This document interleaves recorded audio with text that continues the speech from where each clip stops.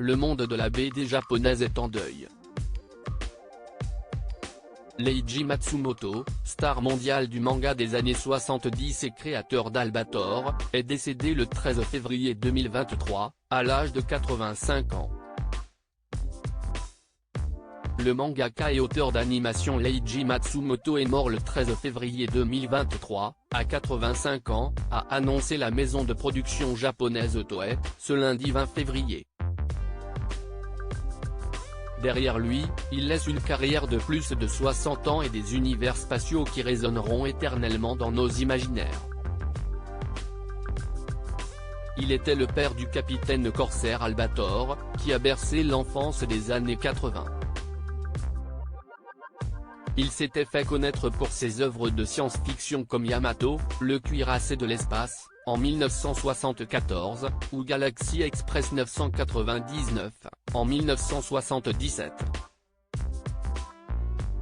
Leiji est le pseudonyme que le mangaka a choisi en 1961, Akira est un prénom courant qui n'avait pas assez d'impact. Comme ma mère vient d'une lignée de samouraïs, j'ai donc choisi de me faire appeler Leiji, qui signifie combattant de l'infini, confiait-il au Monde. Décoré en 2012 par la France de la médaille de chevalier de l'Ordre des Arts et des Lettres, Leiji Matsumoto était une légende dans le monde entier. Retour sur le parcours de ce grand chef d'orchestre du space opéra.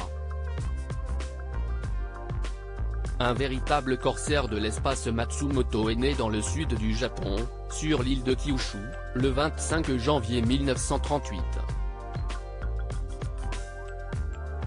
Quatrième d'une grande famille, il sortait son premier manga à seulement 15 ans, Les aventures d'une abeille, pour un concours éditorial de création. Il rêvait de devenir aviateur, comme son père, pilote de l'armée impériale.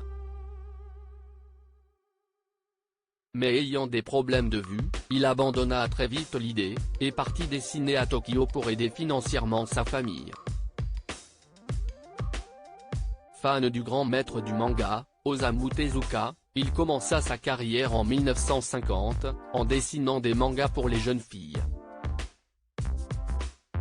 Il rencontra également celle qui deviendra sa femme en 1961, Miyako Maki, une pionnière du manga et inventrice de la Barbie japonaise, la Lika-chan.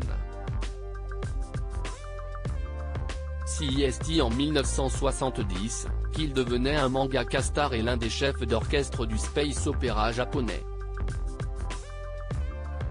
Fasciné par la guerre et les récits fantastiques, il se renouvela sans cesse, de sa réinterprétation de la célèbre tétralogie de Wagner version space opéra en 1989 jusqu'à sa collaboration avec les Daft Punk, en 2003, pour le long métrage d'animation, Interstellar 5555. Son succès resta le même jusqu'à sa mort. À 85 ans, il a rejoint les étoiles et a ainsi réalisé son plus grand rêve, aller dans l'espace pour admirer la Terre.